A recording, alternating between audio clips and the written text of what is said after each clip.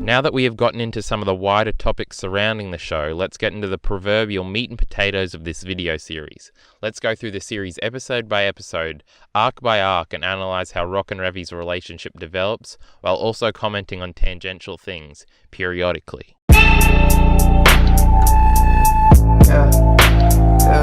The show immediately opens with the fucking fantastic OP. The first thing of note in the OP is that it's solely focused on Revy, when one would assume it would focus on Rock. I think this indicates that my point about this show having dual protagonists was correct. The song lyrics just describe Revy's life, and the visuals emphasize her ruthlessness and powerful side, but also her vulnerable and reflective side. Revy is an incredibly complex character, and the OP hints at some of this depth. We open on a narration of Rock where he portrays his dissatisfaction with life and his frustrations in the corporate structure. He laments that he only keeps his sanity with the promise of progression and how he hopes to be the boss someday. Everything here is monochromatic and devoid of colour because it's mundane to Rock. We are positioned to see this lifestyle from his unsatisfied perspective. This environment is then juxtaposed by the beautiful and richly coloured South China Sea. There's already a draw to this environment to Rock. This draw will only get greater as the series progresses. The draw Rock feels throughout the episode, and especially in the next one, is described by his monologue after they successfully take the helicopter down with the torpedo. He says in an instant all the adrenaline and thrill that he had felt from the battle to survive left him as soon as it came. The thrill and the draw of being an outlaw is a draw to Rock because it's far more exciting than slowly progressing through the corporate ladder, and no one here can tell him what to do. Revy may try in the first 7 episodes, but Rock will reject her attempts to push him around. This feeling Rock has is an inalienable human response. Adversity theory is a law for a reason. People need some sort of challenge to overcome, otherwise there's no excitement in their lives. And the draw Rock has nearly instantaneously to Roanapur is infinitely relatable. Because 1, we are watching because we are drawn to the underworld of the show, and 2, because in shows like this I constantly feel the draw to the criminal lifestyle. The glamorization of criminal life is unavoidable. There's an age-old adage about every war film that no matter how nihilistic or grounded the film is, in some way it is a glorification of war. Simply because at least something in the film will be perceived as cool, unless you completely ignore narrative structure, and therefore something about war will be perceived as cool by the audience. Even in The Sopranos and Goodfellas, which both remind the audience constantly that the characters are immoral, terrible people, just by the way they speak, I find myself wanting to be one of them. It's the same here in Black Lagoon. Whaling the shit of Roanapur seems terrifying but also fun and exciting. I don't know if I necessarily always agree with glorification being inherent in media. I certainly don't want to step one single foot in the berserk world. But the draw of the immorality of Roanapur is definitely evident in Black Lagoon. I can relate to Rock's immediate draw to it absolutely.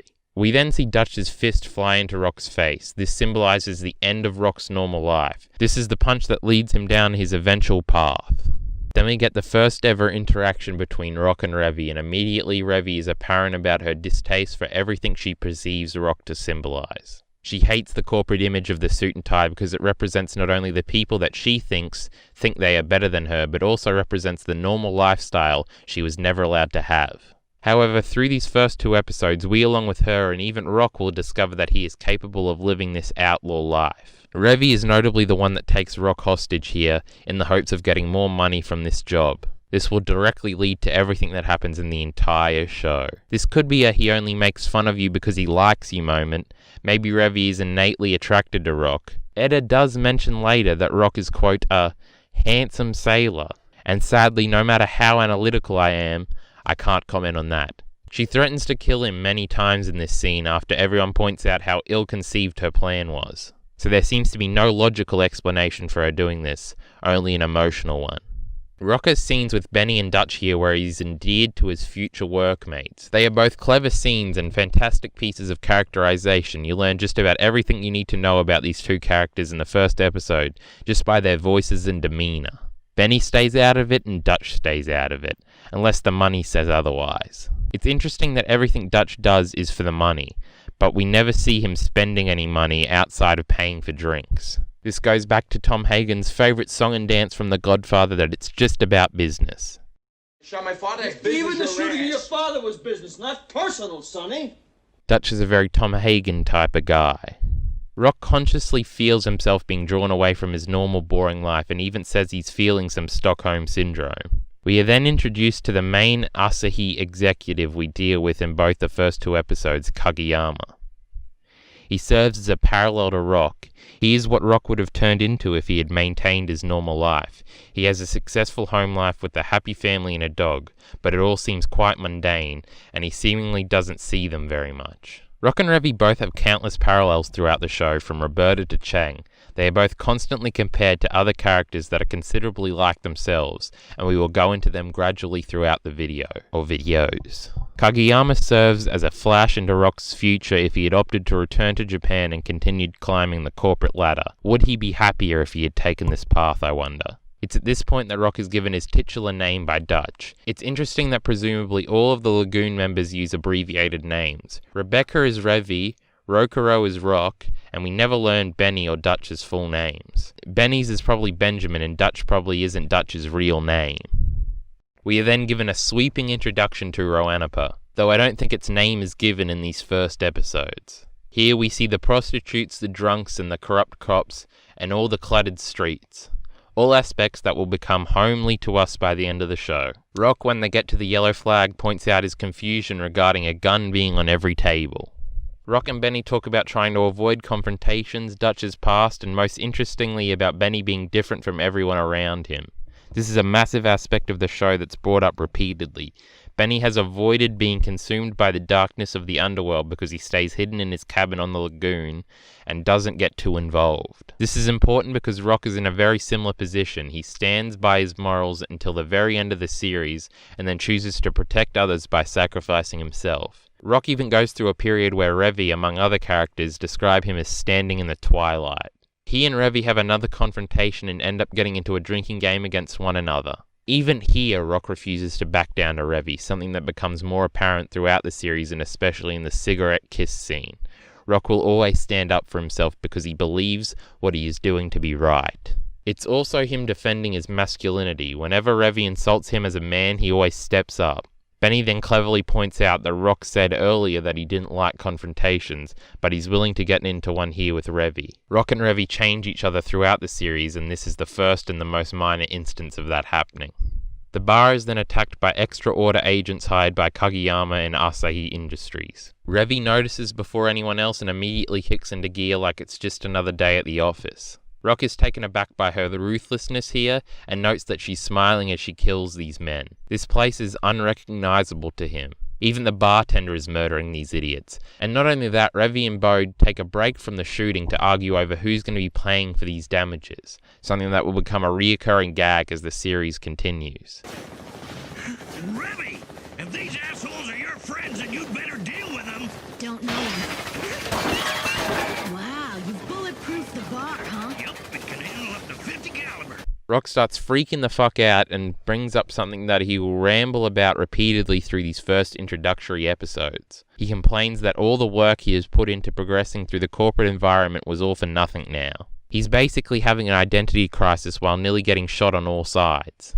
They make it out of the bar and Revy interestingly mentions to Dutch that maybe they should help the bartender pay for the damages. She seems to continuously have a soft spot for our boy Bao throughout the series. She then goes back to mocking Rock for freaking out and talking about this being some kind of movie. When they get back to the ship, Rock starts complaining again and Revy starts threatening to kill him again. They then contact Kageyama, who clarifies to Rock that there's no way out of this for him and that his death is a necessary part of the survival of his company. This doesn't help Rock's identity crisis and he freaks out further. Revy sort of feels bad for him as he vomits overboard but is forced into action when they spot a gunship ahead. Revy throws Rock a gun but he hilariously doesn't want anything to do with it, a character trait that will remain until the end of Roberta's blood trail. Rock never carries a gun and never kills anyone. He hides underneath a torpedo launcher and when Revy points that out, he continues to argue. Rock tries to run away but Revy stops him, presumably only because she still wants to be saved. He finally gets fed up and throws the gun she had originally thrown to him superhumanly high into the air. He laments his frustrations of being told what to do and asks why he has to suffer unnecessarily like this to end the first episode.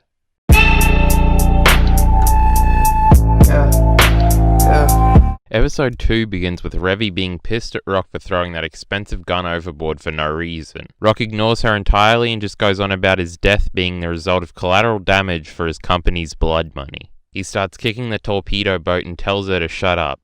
She doesn't even get mad at this and just gives him some space.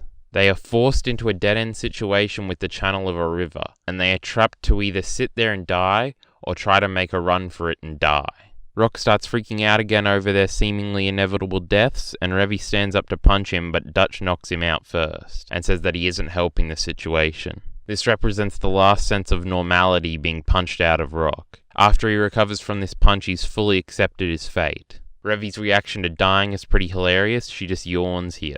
The crew, ignoring Rock, conclude that dropping the torpedoes and running at max speed is likely their best option. But before Dutch makes the drop, Rock stops him and explains that he has a plan. Everyone is apprehensive initially, but then they eventually agree. Here Rock is most like the way he acts in Roberta's blood trail, conniving and insightful. When he puts his full focus into any situation, he can usually figure it out. Almost. There's some neat imagery showing Rock being accepted back into the conversation with Dutch lighting his cigarette. They all agree and then carry out the plan perfectly. They use the torpedoes to fly the attack helicopter to the moon.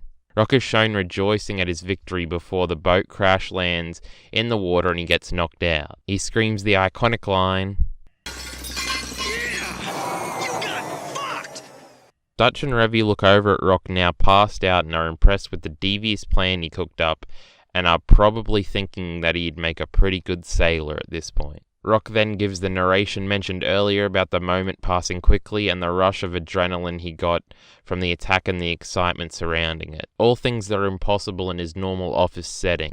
He also laments all the excitement leaving him immediately and him waking up ordinarily afterwards. The adrenaline is what certain humans live for, and this is reflected in Rock. This all goes back to the theme of the draw of the underworld. Later, when they meet up with both Balalaika and Kageyama, Rock rejects an offer to return to the company.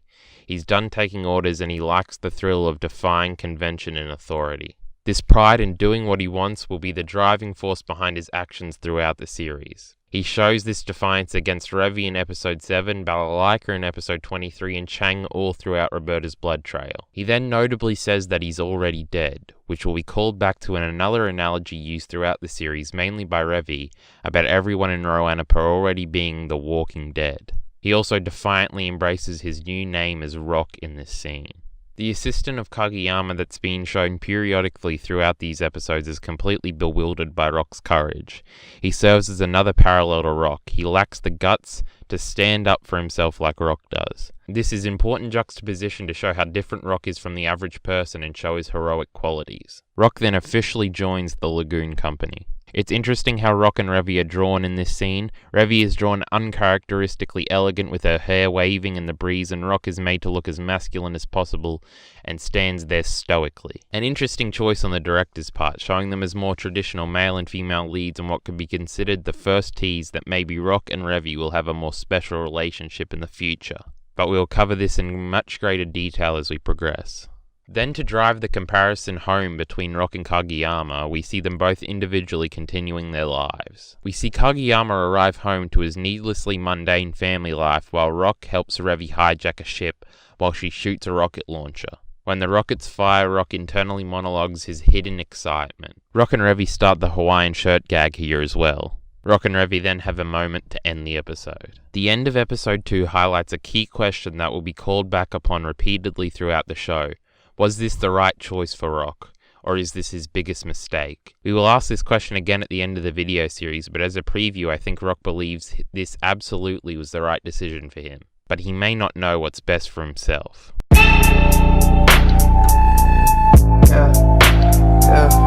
Rock opens episode 3 with an expositional monologue about Roanapur and epically describes it as the city of immorality. Usually I'd scream about expositional monologues and how lazy a writing technique it is, but this is all redeemed by the delivery here. It sounds so natural and the written dialogue is so dense and thought-provoking that it's all justified. Lazy writing and terrible production can always, to me, be outweighed by a great performance.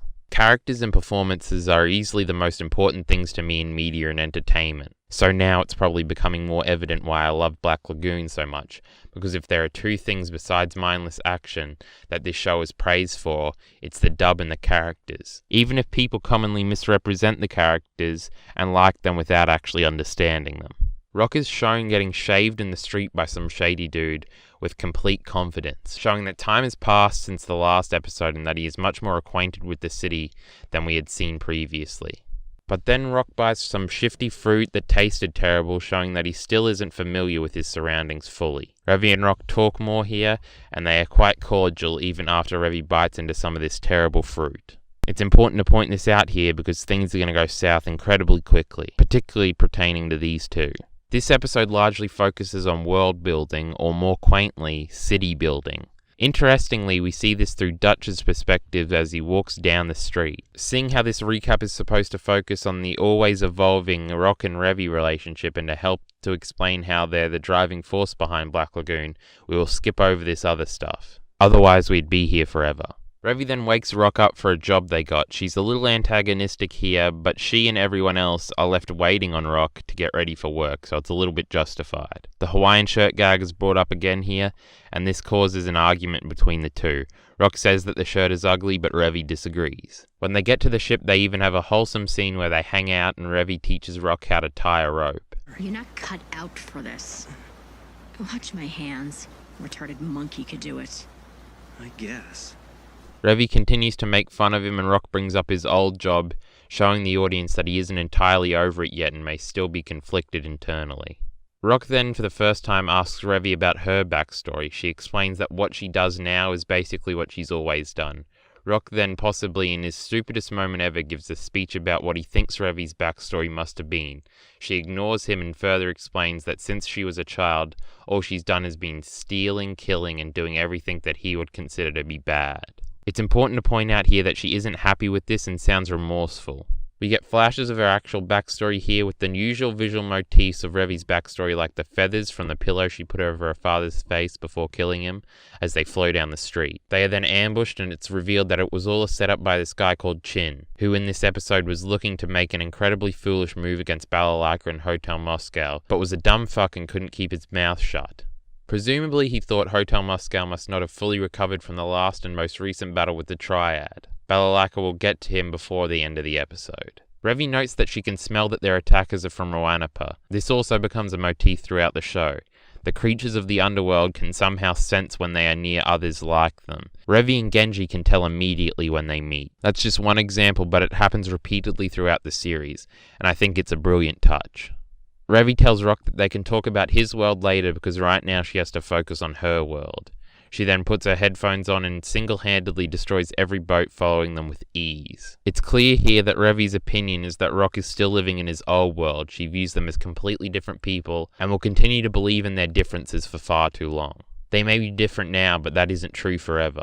This is one of the action set pieces that everyone thinks of when they misrepresent this show, like I demonstrated earlier. This is a great action scene, but this is the first one so far, and I much prefer nearly every other scene in this episode to this one. So if you're hanging around for action, I don't know what you're doing here. Rock notes how effectively she is killing and once again points out that she's enjoying every second of it. Rock then has a reflective monologue wondering to himself what hell she would have had to have gone through to end up like this. He even reflects on himself, asking if he had changed because he can now sit in awe of her killing ability.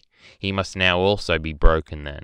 After the conflict is resolved, Revy complains about them not being paid for the job and then Dutch offers everyone a drink at the Yellow Flag. The episode ends with Revy's excitement that Dutch will be footing the bill. It's a wholesome scene of the crew united and we even get another mention of the Hawaiian shirt.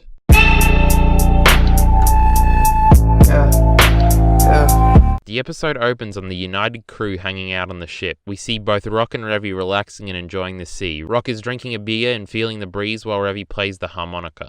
Then we have the Nazi flashbacks to begin the first proper arc of the series. The German soldier story here is excellent and it highlights some of the overshadowed nuance of the German military in World War II. There is only one true Nazi on this ship and he's adequately portrayed, but so are the soldiers on the ground that are fighting for their country and their future, and may or may not have been drafted into the Nazi regime. It presents German soldiers that hated the Nazis, and this has been reflected in media for a long time, in books like The Book Thief and others. We see this distrust between German soldiers and the Nazis in this episode when the captain insults the Nazi and causes a shootout. But since this is all unrelated to Rock and Revy as characters, we won't be analysing the flashback. Just know that it was great. After the first flashback, we cut back to Rock, who is carrying boxes in the Roanapur heat and almost admits to himself that he may have had a privileged life back in Japan. Again, this is the show showing his lack of aptitude for physical activity, just like with the rope last time. This scene is also used to show that Rock has furthered his relationship with the city. He recognises the salesman and knows other locals by name. After another flashback, Rock is shown freaking out once again. This is because this time he has to help Revy with an underwater salvage job that he believes himself to be wholly unprepared for. Revy gets mad at him in response and tells him to stop repeating himself and to be a little more interesting, which is hilarious. The dialogue exchanged here is particularly great. We then see Dutch give Revy an underwater rifle and she gets quite excited. They then both dive in. Benny then notices that Dutch is placating Revy with new guns so she doesn't kill Rock. Dutch then exposits that Revy's swimming ability is one of the main reasons he hired her in the first place, and that if all she was good at was shooting people, that he wouldn't have hired her in the first place anyway. As Rock and Revy arrive at the submarine, we get a flash of the contemporary neo-Nazis as a tease for the next episode, as this episode ends.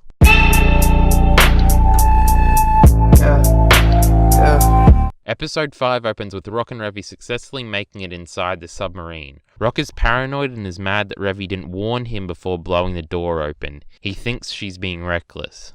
She doesn't get mad and just tells him to pay attention.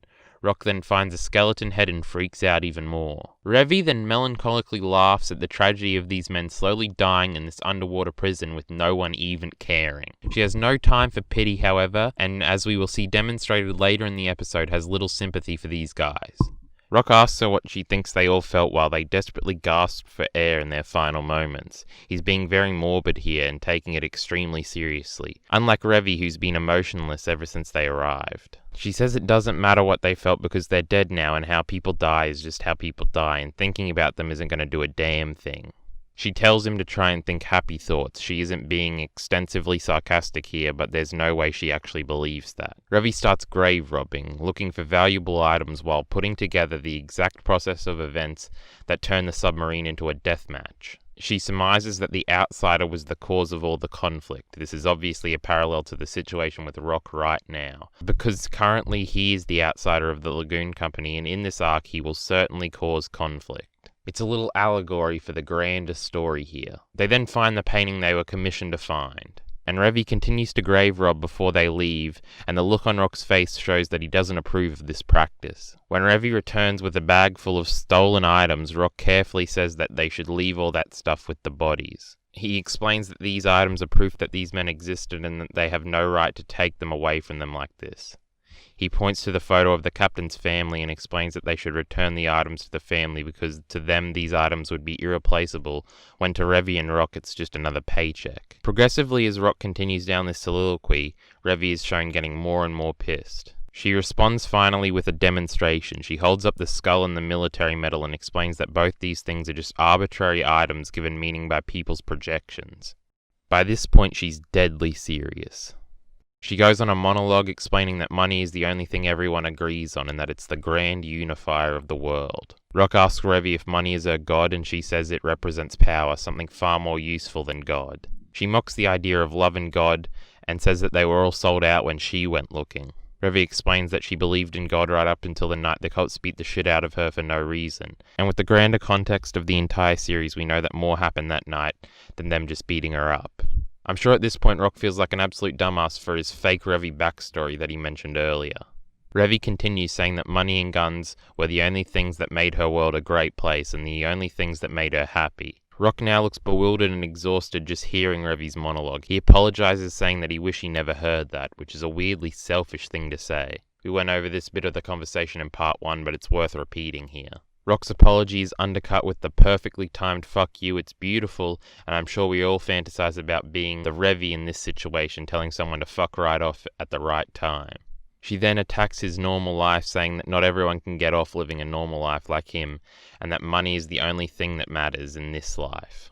She could be talking about wider life in general, but I think she's talking more about life in Roanapur here. She says Rock is no longer allowed to think from the perspective of normal people, and she uses the example of fat businessmen under a palm tree and women who only care about putting on makeup. This is interestingly what both of them would have been undoubtedly if they chose to have a normal life. Rock as the businessman and Revy with the makeup. Revy then states that if she ever hears Rock talking from their perspective again, he'll no longer be one of them and that she will just kill him. We just get this reflective shot of Rock with his head in his hands and saying that he understands. They are then shortly interrupted by the neo-Nazis breaking into the submarine. It's clear here that Revy does not like to be challenged because her philosophy isn't very strong and probably can't stand up well to scrutiny. This would all be so edgy if it wasn't delivered so well. It feels raw coming for Revy because up until this point she has embodied this nihilistic outlook. The atmosphere of the quiet underwater submarine also adds to the ability to take this conversation seriously. While the neo-Nazis are approaching, Rock attempts to show some tactfulness by counting how many soldiers are entering the ship through their footsteps.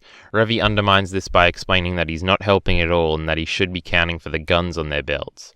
Revy blows off some steam by murdering these idiots. Rock fucks up somehow, slipping and dropping the painting right in front of the neo-Nazis, who grab the painting and leave. Both Rock and Revy are quite flustered by this talk and won't get over it for a while. In the gunfight there is a moment where Revy does protect Rock, and then after they chase after the neo-Nazis once they have left the submarine, Rock saves Revy by pulling her out of the firing range. They both still save each other after the talk in the submarine, showing that somehow they do care about each other, even if Revy would like everyone to think she hates Rock right now. There's also a neat little detail on Benny's tracking system of the two of them while they're underwater.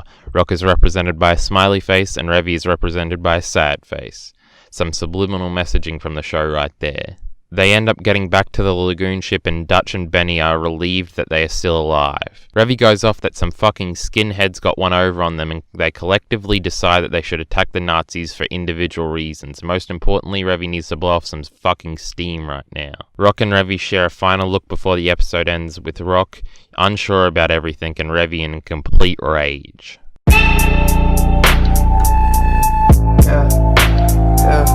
Before Dutch and Revy leave to slaughter the Nazis, he and Rock determine that the same person hired both the skinheads and them to ensure that the painting was retrieved. Notably, Rock's shirt and tie are off in this entire episode, something he may have done to slightly appease Revy. Obviously, symbolically, this represents Rock's internal struggle and the furthering of his identity crisis, being caught between two extremely different lives. Dutch outrightly praises Rock, calling him smart for discerning that, and then tells him to go feed Revy. Revy is sitting on the head of the ship just thinking with a cigarette. Rock offers her some food and tries to bring up what happened in the submarine, but she shuts him down immediately, saying that they're done talking about it. Their mutual communication is at an all-time low here. Revy and Dutch leave, heading for the Nazi boat. Revy has a talk with Dutch using the same monotone voice she was using in the scene with Rock earlier. It's very dry and quite chilling. She's absolutely about to explode. She says nothing happened between them on the submarine after Dutch asks about it. The Nazis are only implicated in this arc, so Revy can visually let off some steam after being pissed off by Rock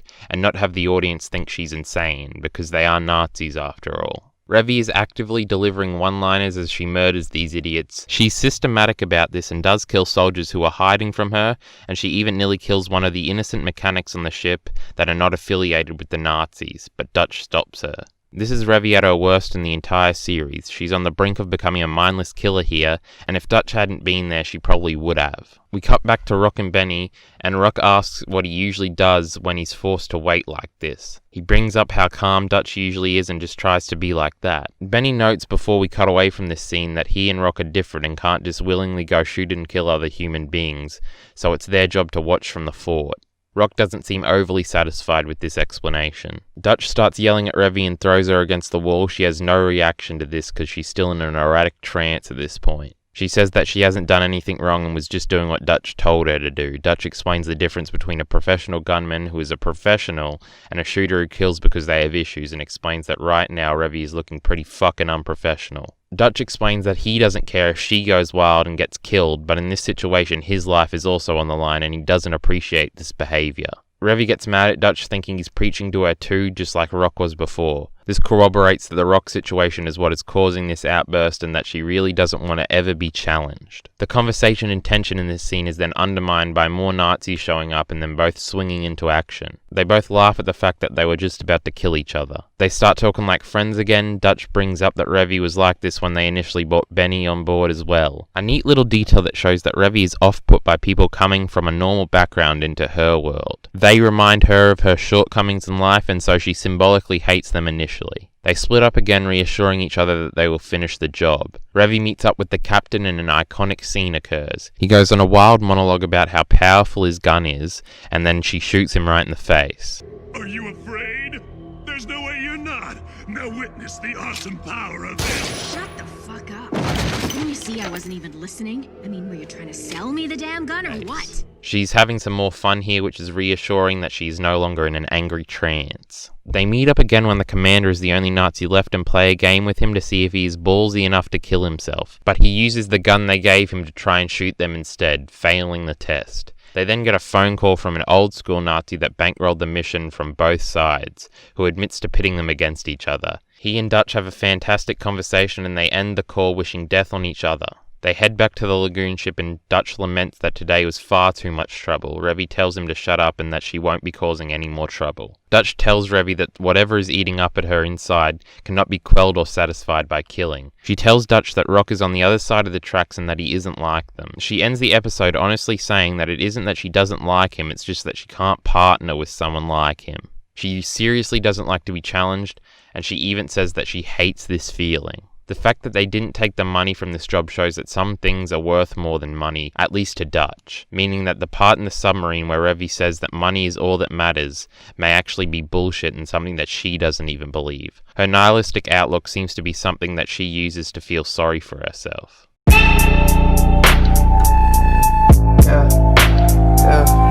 We open episode 7 on shots of the Nazi boat and the destruction left in Revy's wake from last episode. The boat is just left there stationary on the sea. We then cut back to Rock and Revy in the car, who announce that they are currently running errands. We'll find out later that this is actually a flash forward to them heading to the rip-off church. Rock is telling jokes here, but Revy already knows all the punchlines. She tells him to shut the fuck up and they share a moment of silence. The silence is however broken by Revy screaming about how much this situation sucks. She does not want to be with Rock right now, running errands. We then get flashbacks to how they got into this situation. Dutch arranged the whole thing. Dutch is clearly wanting these two to sort out their differences and thinks correctly that a day out together will get them on the same page. Dutch is a mastermind here. This conflict between the two of them is affecting the business and it needs to be resolved. This day of running errands also serves as an excellent excuse to do some more world building, as throughout the episode we are introduced to some of the Roanapur regulars. Their first stop is at Rowan's strip club. Rock is blushing throughout this scene and is quite overwhelmed by the tits that are everywhere. Rowan points this out hilariously. Oh yeah, what's up with your friend who looks like he ain't never seen a pair of titties before? Oh, him. He's the rookie at our place. Revy has clearly dealt with this situation and Rowan before, because she's quite antagonistic towards him from the beginning. That is until he shits on Rock and then they make fun of him together. They leave after delivering the intended message. Next they head to Balalaika, who's currently editing porn. Interestingly, Revy looks on in awe and Rock looks away adjusting his pants for some indiscernible reason. Revy gets more and more into it as the scene progresses, and Rock looks away altogether. Then we get this iconic line. Hold on a sec. Is she taking it up the ass? Which is followed up perfectly by Balalaika saying, Sure is. after the message has been delivered, they leave again. Now we have caught back up to the car ride from the beginning and they arrive at the rip-off church. Revy is being rude, knocking on the door, but then uses her full name for possibly the only time ever, showing some dichotomy here whether or not she respects this place or hates it. They end up having a meeting with the headmistress and my girl Etta. Now, Revy may technically be the best female character in the show. I did put her higher on my top 10 favourite characters of all time list that you can find here on the channel, but Etta is the greatest. Everything about Etta is an absolute yes from me. Mommy, give me Milkies. Revy is immediately quite direct and gets into a standoff with Etta. They seemingly know of each other at this point, but they aren't the best of friends like they will become later on in the show. And at this point we are unaware how long Etta has been stationed here by the CIA. Rock then enters the conversation and shows some of that tactfulness he failed to show earlier in the submarine. He brings the conversation and the tension in the room down by having a discussion with the headmistress about the tea that they are drinking. It's important to point out that Etta and Revy are still holding guns at each other at this point. There's some neat juxtaposition here between Etta and Revy having a standoff and the headmistress and Rock talking about tea. Revy doesn't understand what Rock's doing and tells him to shut the fuck up, but Rock ignores her and gets to the point. Earlier in the episode, Balalaika mentioned some entity in the city that is selling drugs without permission, and before they entered the rip-off church, Etta instructed her people to put the sheets in the barn. Rock puts these two situations together and has figured out that the rip-off church are the ones selling the drugs. The sister puts him over and says that with a little more practice he could be pretty good at this, and that Dutch is clever to have hired someone like him. He uses this leverage over the church to get the gun that they came to talk about. Revy and Etta have a final stare down, and the sister tells Revy that she could learn a lot from Rock, something that just makes her angrier. Revy tells her to go fuck herself. This scene in any other episode would be the highlight, but now we have to get to the cigarette kiss scene. This scene, to avoid going through it line by line, is an explosion of emotions. Everything that has been alluded to or subtextual up till this point is now brought bubbling to the surface. To open the scene, Rock acts incredibly arrogant and even brags about his performance in the rip-off church. Revy, of course, is the one that escalates the situation and does indeed nearly murder Rock here. She does pull the trigger, but Rock moves the gun away with his bare hands. She later throws a punch at Rock in this scene, but he doesn't even feel it. This goes back to a line Dutch had in a previous episode where he talked about whatever is eating her up inside can't be solved through killing. In this confrontation with Rock, violence repeatedly doesn't work. Revy tries to shoot him and punch him, but she still has to hear what he has to say and can't push him around. Violence will not solve her problems here.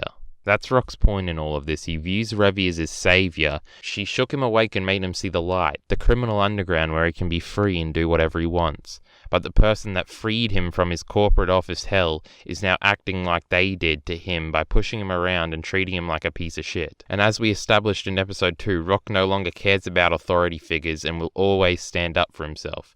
And that's what he does here. Rock never lays down for anyone, not his bosses in episode 2, not Balalaika or Chang in the future of the show, and not Revy now. What makes this different from any other anime with similar scenes of characters boiling over in a massive argument is once again the phenomenal vocal performances and the dialogue here. They move quickly and succinctly through topics, and the conversation flows like a real-life argument, and they use the appropriate language. This show's reverence for swearing cannot be understated. It's important to this show's identity. Everything is in the open now, and because everything has been laid on the table, they now understand each other and can move forward. There are standout lines throughout this scene, and it's infinitely quotable, especially in Revy's lines like "fuck your pride," and when Rock goes on about Robin Hood. And what's all this about pride? Fuck your pride! Look around you. It's shit as far as the eye can see. I hate to break it to you, but there is no fucking Robin Hood! Everyone watching this owes it to themselves to go back and watch this scene. It's probably on YouTube, just search for it, it's incredible. Eventually the cops arrive and defuse the situation. Revy, after getting Rock's point and getting the anger out of her system, tries to play it off as a joke, just like the way her and Dutch did last episode, but Rock doesn't relent and reiterates on the point. Revy's trying to save face here and act like she wasn't just in a screaming match about the meaning of life. They end up getting mutually arrested, and it's clear that Revy is familiar with this police chief, who seems like a good all-around bloke. They get in the back of the police car, and him and Revy have a hilarious back and forth about them not stealing the car. Hey, Chief, don't go stealing our car. I don't want that piece of shit. Come get it later. We see Dutch and Benny hanging out and they talk about the repairs on the ship, but really this scene is just to remind us that Dutch got exactly what he wanted. Rock and Revy have sorted out their differences after having a massive blow-up. Dutch is a fantastic leader and quite good at subtle manipulation and running a business. We cut back to the cop car and Revy says that she's got one last thing to ask Rock, and after he answers this that there will be no more trouble. She asks him what side he wants to be on. Rock gives what possibly is my favourite and the most iconic line from the series. I'm right here where I'm sitting, Revy. I'm not anywhere else. They then have the iconic cigarette kiss moment and relate to what a fucked up day it has been, and Revy talks about how tired she is, while the camera focuses on their eyes. This seemingly would indicate a romantic situation between these two, but due to everything that happens later and the subtle hints, I'm led to believe that this has nothing to do with their romance. Are they fucking is a massive talking point about this show, and as we continue I'll point out all the indicators to both possibilities, but I don't think anything has happened yet, but it might very well happen in the future. This episode marks the end of Act 1 of Black Lagoon. All the essential elements have been established now and all the main characters are on board with each other. Revy and Rock have already grown significantly as characters and now we see them test themselves as new people against Roanapur.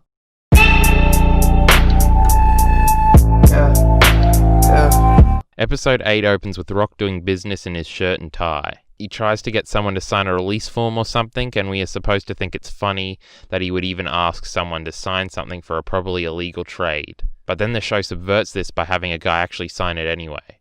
I'm confused. Also, Garcia is part of the shipment. We get a scene where Revy talks nice about Rock behind his back, showing their development in their relationship. She then of course has to insult him not to sound overwhelmingly positive, and says that his only strengths are in his white-collar appearance. But they do mention that Rock is not happy about them helping Garcia's kidnapping and possible trafficking. We then get a sequence of scenes with Rock and Revy both looking after Garcia in the cabin. Revy goes in first, and as expected it does not go well. Dutch tries to console Rock by saying that they're just delivery boys. He then chucks Rock a beer, and the beer, symbolically of this soon-to-be apparent clusterfuck of a situation, explodes, going everywhere. We cut back to Revy, who gets some shit thrown at her face, and she starts going ballistic. Dutch then has a great line telling Rock to go intervene because Revy isn't very maternal. Rock. Sorry, but would you mind taking over babysitting duties for now? As you can see, not a lot of maternal instinct there.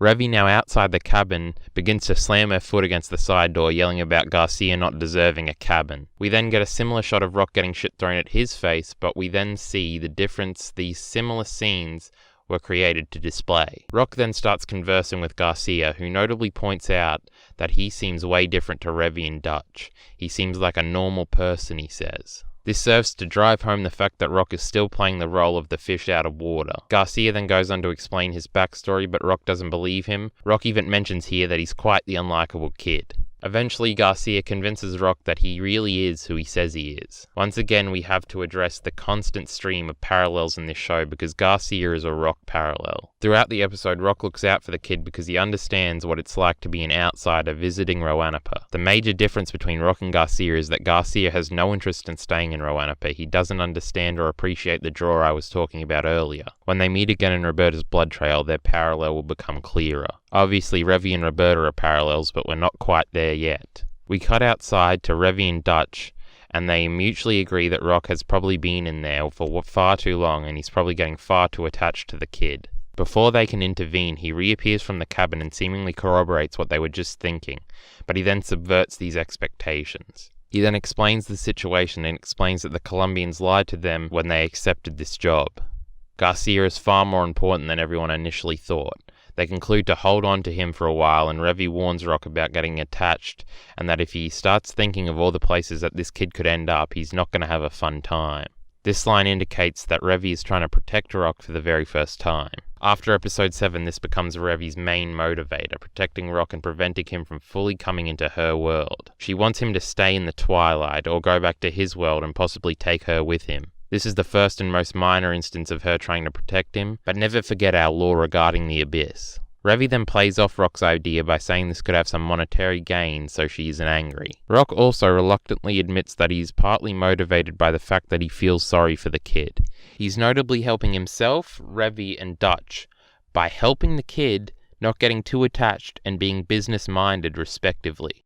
They arrive on land again and Revy is still taking shots at Garcia. She then starts teasing Rock as well, saying that he should go work for the kid in his mansion. Garcia mentions Roberta for the first time here and claims that she is far stronger than Revy and that she's going to come and save him.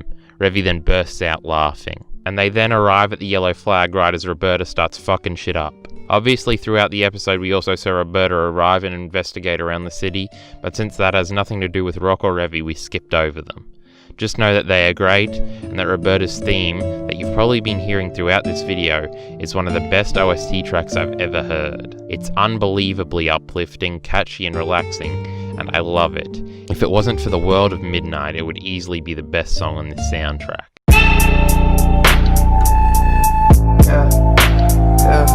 Episode 9 opens up with a flashback before the events of the end of Episode 8. They haven't arrived at the Yellow Flag yet, where Roberta is fucking shit up. They are still in the car ride over there. The car with Garcia drives past the strip clubs and he sees the hookers from Episode 1 through some recycled footage. I see what you're doing there, show. Notably this time, Rock doesn't even bat an eye. He's grown since Episode 1. He's used to all this now. To make the parallel between Garcia and Rock even more obvious, Garcia comments on this strange place being so different from where he's from. Rock sympathizes with him and says a kid like him shouldn't be exposed to the underworld like this. Garcia says he'll be fine and that he's brave, and then reiterates that Roberta is going to save him. Rock then has an interesting moment of reflection and alludes to missing his family. This is alarming because later in this series, when he has the opportunity to visit his family again, he decides not to. He's a very different person here than the one that he ends up being in Japan. A lot more fucked up shit happens between now and then for young Rokuro.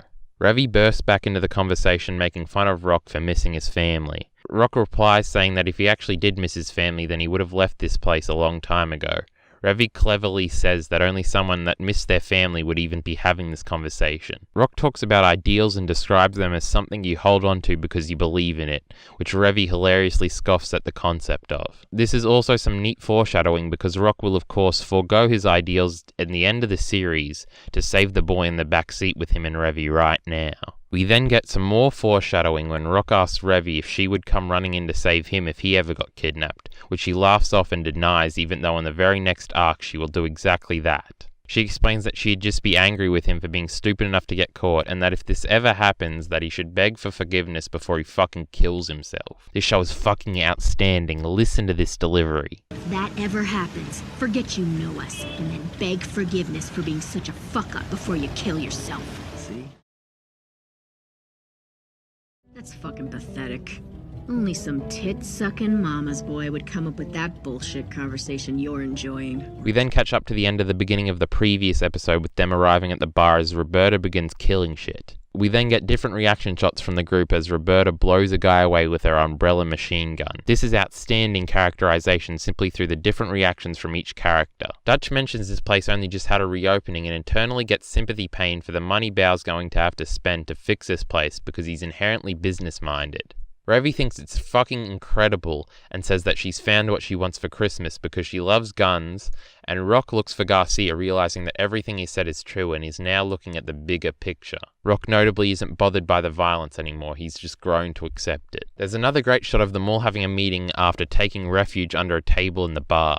This juxtaposition of the slaughter going on and their quiet conversation under the table is brilliant and also hilarious. This shot itself is fantastic. All the cinematography points go to this episode. They all agree to leave Garcia here and to get the hell out of the maid's way. Rock somewhat disagrees and tells Garcia to wait under the table until the shooting stops and then find the maid and get the hell out of town. The gag between Bao and Revy comes back here. The Lagoon Company guys try to sneak out the back door, but Bao spots them and then accuses Revy of destroying his bar again. It's a cute moment. Roberta realizes that the Lagoon Company had something to do with Garcia's kidnapping and aims at Rock, but Garcia jumps in front of Rock because he was nice to him earlier. Revy then immediately jumps into action, taking advantage of Garcia's niceness and taking him hostage. This is one of her smartest moves. She jumps into action extremely quickly here and it's cool as fuck. Revy tries to reason with Roberta, but she ignores her entirely and concludes that they all have to die and shoots the rocket at Revy, who tries to jump out of the way but gets knocked out by the explosion. The Lagoon Company makes a run for it and Garcia somehow convinces Rock to take him with them because he doesn't know who this Roberta is. This display was scary to him and he no longer feels safe going with her and seeks comfort from the only person that was nice to him in the city. They jump into the car carrying the knocked out Revy and get away. Dutch is pissed at Rock's decision to bring Garcia with them for obvious reasons. The episode ends with a climactic chase scene, but Revy is still knocked out, so there isn't much Rock and Revy related content to discuss here. Moving on to the next one.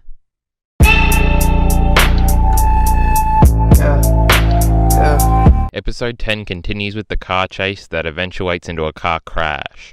The car crashing is enough to wake Revy up, who immediately is back into the swing of things and notices Roberta. Revy is excited at the prospect of fighting Roberta. Rock tries to stop the confrontation, but she threatens to shoot him if he tries to stop her. She is quietly fuming right now. Revy's voice actress is masterful here, just line after line of fantastically delivered and fantastically crafted, natural-sounding dialogue. When she decided to use that shell on me, she made a big fucking mistake. I'm gonna make that bitch wish she was still home cleaning shitty toilets. It's time to go teach this fucking cunt the meaning of pain.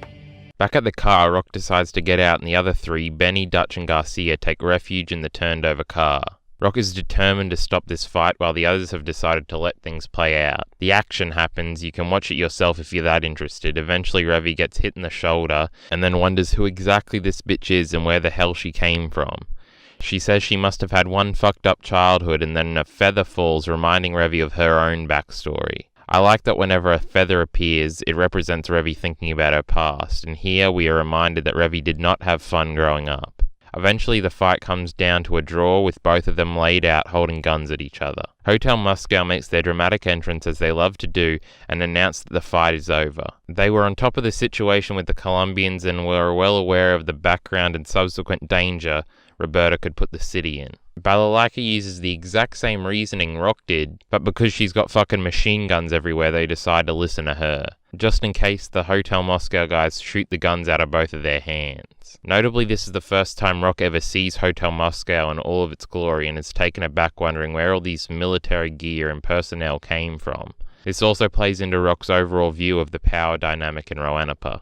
Balalaika explains who Roberta is to everybody, and Revy seems satisfied with the caliber of opponent that managed to put a bullet into her arm. Garcia reunites with Roberta and they are both on the same page again and are relieved that Balalaika has made preparations for them to leave the city. Revy is pissed and says she doesn't give a shit about this heartbreaking reunion and that she wants some physical satisfaction. They then agree with Balalaika's blessing to have a fist fight, which Rock of course objects to and tries to stop. Meanwhile, Garcia is encouraging them. Rock's moral outrage is cut off by Balalaika, who tells him to go do something about it if he has such a problem with it. He tries to get them to talk about their problems or some shit, but they just tell him to fuck off and they beat the shit out of each other.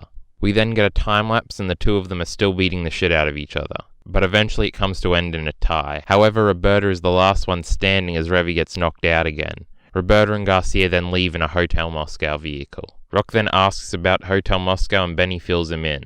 They are ex-military Soviet Union soldiers from Afghanistan, and then gives the line that will be called back to repeatedly throughout the series. Her immediate subordinates have enough training to fight and win World War III if they wanted to. Rock then lamentingly uses the line about everyone having the mud of the underworld on their shoes.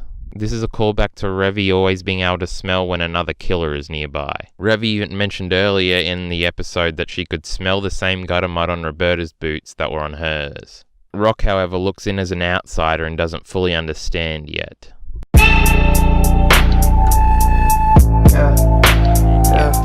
Episode 11 starts with another Rock monologue. He talks about various gangs from all over the world descending on Roanapur to fight for territory. Rock then goes to wake up Revy and just walks into her room. And it's as you would expect, bullet casings and bullet holes everywhere. She notably has no pants on and was listening to music as she fell asleep. A key piece of evidence here for the argument of Rock and Revy fucking is how comfortable he is around her when she's half naked here. Some detractors may say that it's simply them being adults, but one has to wonder. He does walk past a bra hanging off of a barrel of a gun, so the show clearly wants us to think about it, but the fact that he's not very familiar with her room would lead me to believe that nothing has happened yet.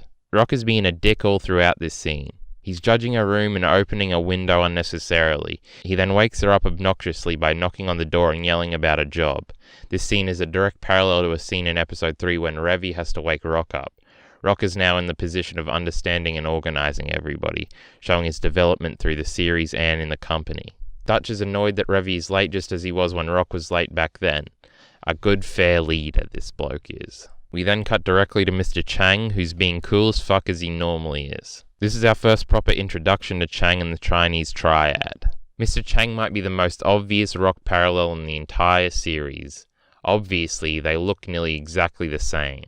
If Kageyama was supposed to be what would happen if Rock went all the way into civilian life, then Chang is what Rock would be if he went all the way into the underbelly of the world. This parallel in their intellectual rivalry and similarities will become far more apparent in part 4 of this series. There's a cool dynamic here with Chang and Revy. They both dual-wield pistols and are very good at using them. The fact that she likes him so much and that he looks so much like Rock would lead credence to Revy being attracted to Rock if he was more like Chang.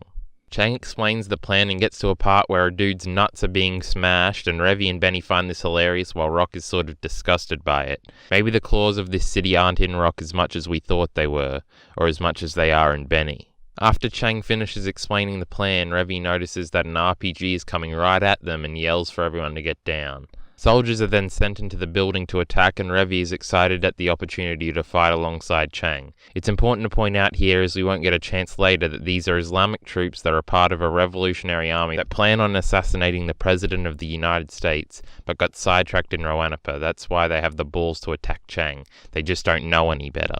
They're outsiders causing mischief. Revy and Chang clear out a ton of soldiers and save each other a couple of times. Revy points out that she still isn't quite as good as Chang, putting him over strong with the audience. Chang explains that she has skills but lacks a view of the bigger picture, which summarizes her character entirely. The Lagoon company then makes a jump for the car and take off, with Revy being unhappy about the password he gave them. Did you hear the password he gave us? May the force be with you? That is so lame. I mean, the guy can handle a gun, and he has great style. But Chang couldn't even make a fucking retard laugh. There's some fucking unbelievable dialogue in this show. On the Lagoon, we are shown Rock and Revy's teamwork and communication skills and how much they've grown. She asks for a gun, Rock collects the gun. The Lagoon company splits into 2 teams, and of course Rock and Revy are together to make this video far more fun. Revy checks the document inside and laughs at the Islamic nationalists for fighting for a cause. Her and Rock arrive at the destination and call the place dull. The town is abandoned due to the fighting. She hears a car coming and notably knocks Rock out of the way to protect him, possibly putting her own life at risk. Takanaka, the leader of the terrorists, shows up and attempts to pose as Chinglish, but doesn't know about the secret password and reveals himself. A quick skirmish breaks out and Rock ends up getting kidnapped with the briefcase. Luckily, Revy already had taken the documents out of the briefcase, and Revy is annoyed that Rock got kidnapped. Not necessarily mad, and she knows that she has to go save him now. Revy is still under attack by the rest of these idiots and is saved by Chinglish and the Irish driver dude, who really likes the wacky tobacco. Revy and Chinglish insult and nearly kill each other throughout the series, and it's fantastic. They are great together. Not as good as Revy and Edda, but then again, who is? There's also some interesting real-world subtext here. Chinglish is Taiwanese and Revy is part Chinese, so there could be some underlining tension there. Revy convinces them to go after Rock by lying and saying that he still has the documents. The fact that she does this is a testament to the development of their relationship, considering a few episodes ago she promised never to save him. We then cut to the kidnapped Rock, who is giving the silent treatment. Takanaka attempts to relate to Rock due to their shared nationality and discerns that Rock hasn't been in this line of work for very long, probably because of his clothing. Takanaka's ally is a moron here, and he says that the silent treatment is going to be a problem as the episode fades out. You guessed it, Takanaka is another Rock parallel. We'll discuss him in depth in the next episode.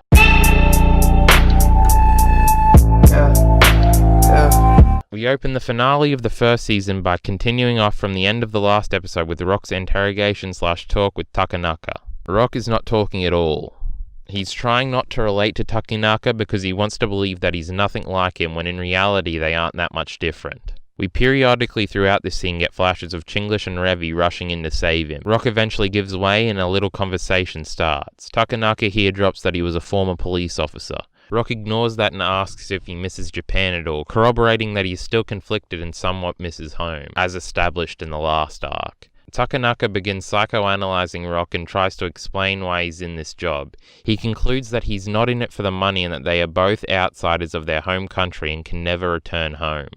He then directly asks Rock why he chose this life. Rock explodes, saying that they aren't the same, and weirdly the ED starts playing in the background. Rock says that he wasn't chased out of the country and that he was forced into a corner and chose to leave. It was his choice to leave. Takanaka goes on about his cause that he believed in and that that's what drove him to do everything that he's done, and that that's the only difference between him and Rock. He believed in something so much that he allowed himself to be dragged down to this level, whereas Rock chose to do it because he liked the thrill of being an outlaw. Rock knocks back, exposing Takanaka for no longer believing in anything and just doing it for the thrill as well. The conversation ends when Takanaka's annoying-ass partner interrupts and threatens to shoot Rock. This doesn't get Rock to talk either.